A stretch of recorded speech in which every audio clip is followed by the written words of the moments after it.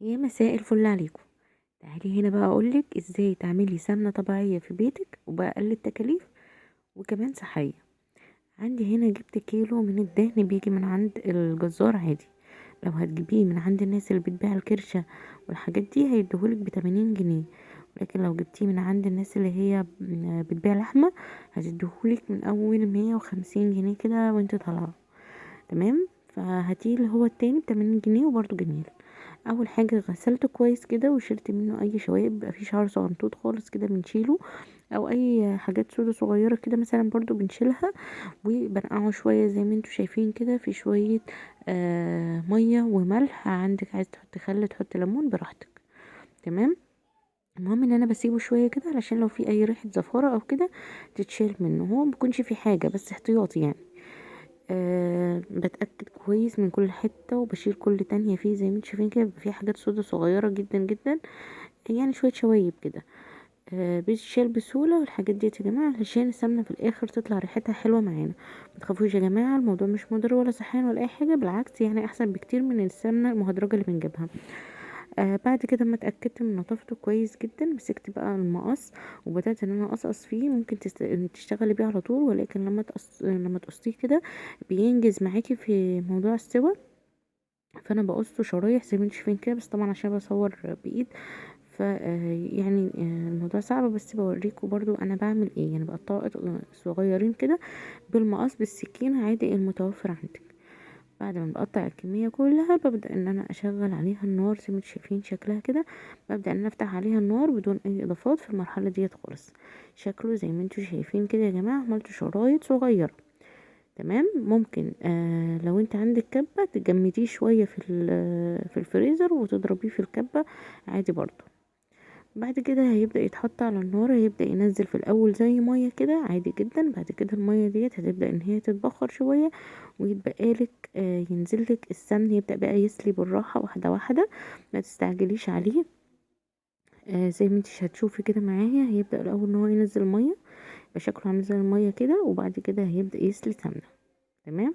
المهم ايدك فيه على طول علشان ما يتحرقش. بعد كده معايا ورقتين كده من اللورا وحبة فلفل اسود حاصة زي ما انتوا شايفين كده. كمان لو عندك نص تفاحة، بس طبعا محدش هيستغنى عن التفاح دلوقتي فعادي يعني. لو ما عندكيش او مش عندك استعداد انت تضحي بيها خلاص مش مشكلة. هنكتفي بشوية حبات فلفل من الاسود كده وكمان شوية ورق لورا، علشان لو في اي ريحة زفارة يشيلوها خالص من السمن اللي عندي.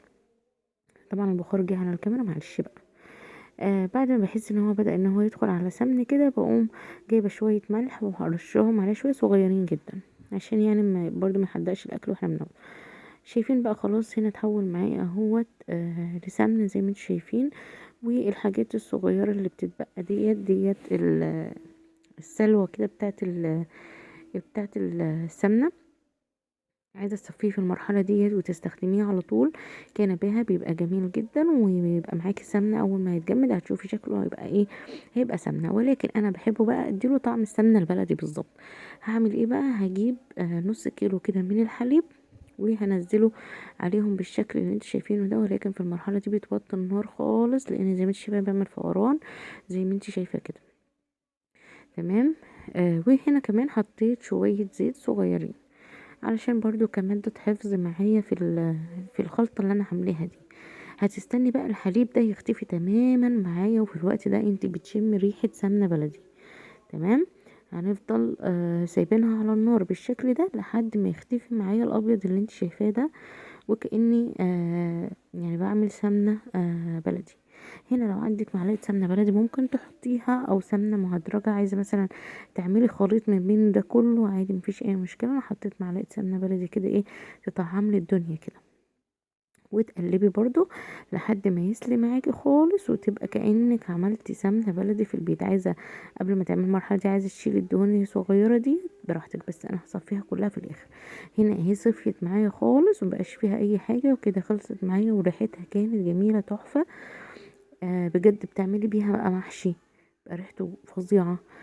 تعملي بيها خضار لو انت مثلا ما عندكيش لحمة في اليوم دوت عايزة تعملي خضار كده يبقى واخد طعم اللحمة، بيبقى جميل جدا. طواجن بقى بصي يعني في كل حاجة بيبقى حلو جدا. بس طبعا ما ينفعش في الحلويات. السلو بقى اللي بيطلع منه ده ممكن تستخدميه في المحشي او في الكبده او السندوتشات او كده.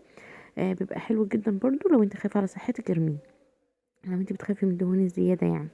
لكن الدهن التاني اللي احنا عملناه كده كده احنا ايه، يعني هناخد معلقه واحده بس كده على الاكل، مش هتعمل حاجه، وفي نفس الوقت دهون طبيعيه ما فيهاش اي ضرر. خلاص انا بقفل عليه النار زي ما انتوا شايفين. خلاص هو جاب اخر خالص، انا سيبته كمان يعني بصوا، شغلت عليه شويه كمان بعد ما صفيته علشان اتاكد ان مفيش اي حليب تاني، علشان لو سيبنا فيه اي حليب ممكن يبوظ لنا، او يعني السمنه تحمض معانا.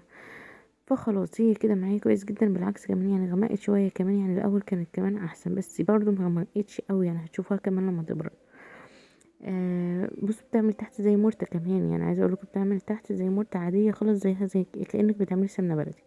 صفتها في الاخر وشايفين لونها حلو جدا ازاي، صافيه وجميله ولونها فاتح وحاجه صحيه من الدهن والحليب. بجد تحفه، جربوها هتعجبكم جدا جدا. طبعا يعني بنحاول نعمل الحاجات توفر علينا في البيت، وفي نفس الوقت تبقى صحيه مش مضره. بس كده هي ده كان شكلها، وطبعا هوريكم برضو شكلها لما تبرد. شكلها في المعلقه اهو، تاخدي منها معلقة واحدة كده على الأكل، بتنقلك الأكل في حتة تانية خالص. وده كمان شكلها بعد ما بردت ومسكت نفسها بالشكل اللي انتوا شايفينه ده. عايزة تحفظيها بره التلاجة عادي، تحفظيها في التلاجة عادي جدا، مفيش أي مشكلة. هي كده يعني سمنة عادية خالص خالص خالص، ما تخافيش عليها بره التلاجة أو جوه التلاجة، جميلة. جربوها هتعجبكم جدا. ما تنسوش بقى اللايك والاشتراك في القناة علشان يوصلكم مني كل جديد. اشوفكم ان شاء الله في فيديو جديد، والسلام عليكم ورحمة الله وبركاته.